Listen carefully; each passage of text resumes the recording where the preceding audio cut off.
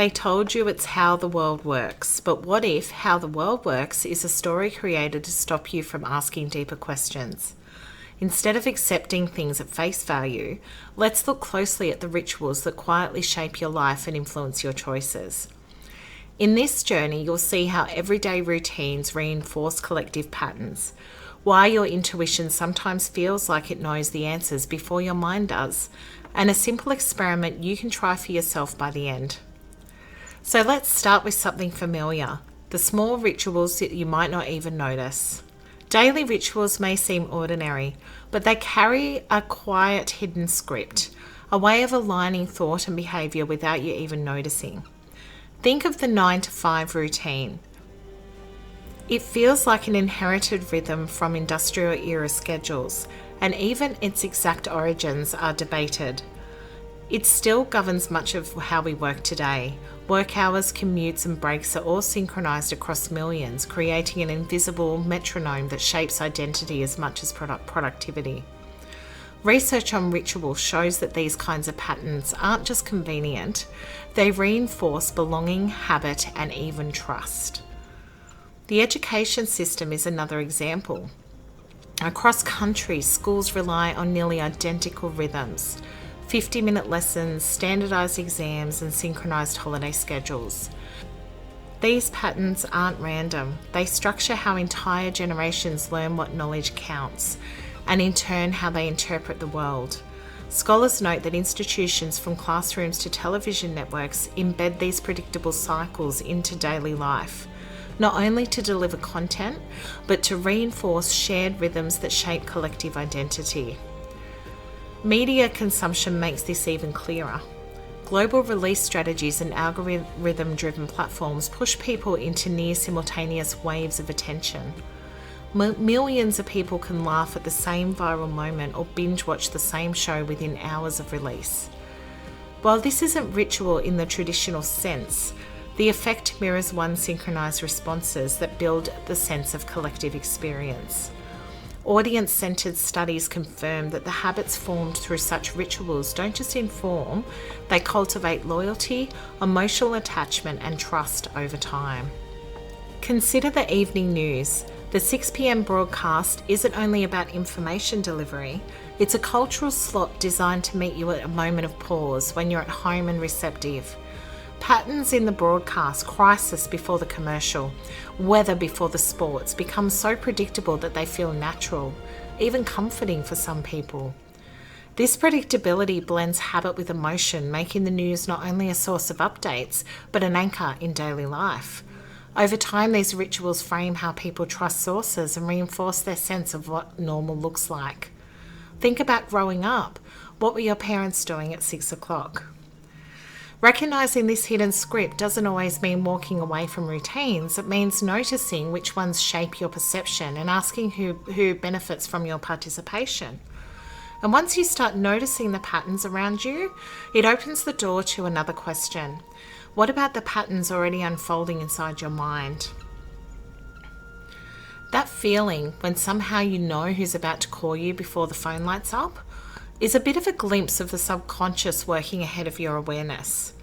Some researchers like Roger Penrose and Stuart Hameroff have proposed that tiny structures in your brain cells called microtubules might act as quantum processors.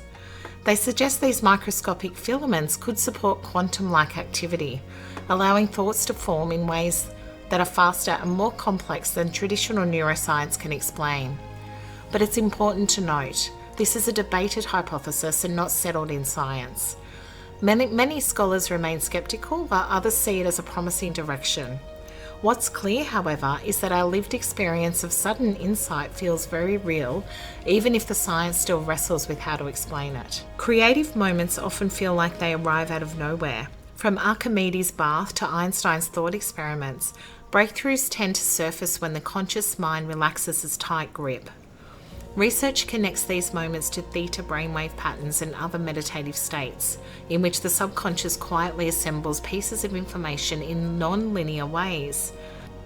Instead of moving step by step like a computer program, your thoughts exist more like a field of possibilities, waiting until attention crystallizes one into focus. The placebo effect gives us a window into how powerful this process can be. Belief alone can trigger measurable physiological change. Healing pathways are activated without any external medicine.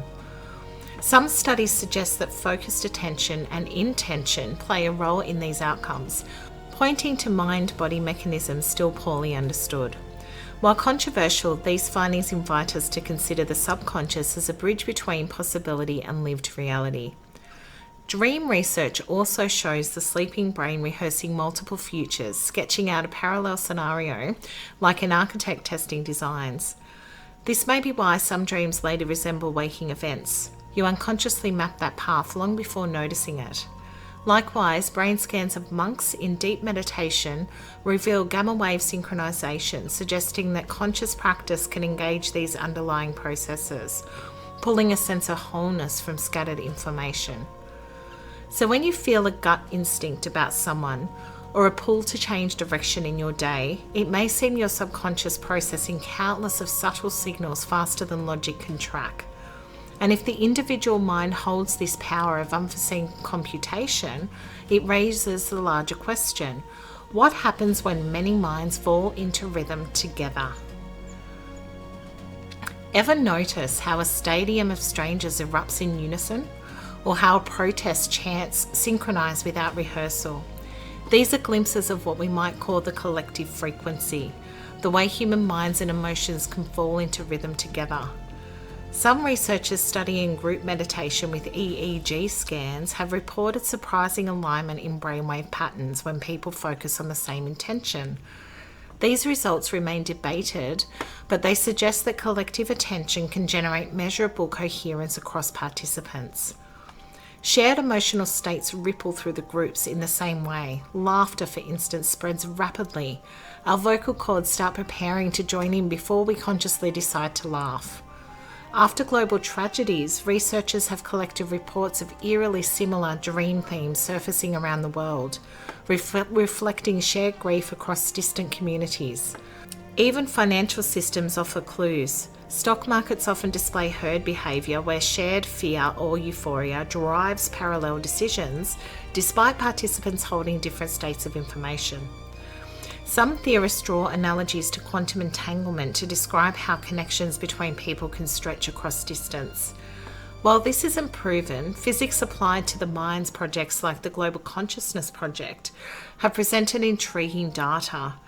Random number generators deployed worldwide have shown small but notable deviations during global events such as elections, natural disasters, and major gatherings. Interpretations of this data varies widely. Some see it as chance, others see it as evidence of a shared field of consciousness influencing physical systems.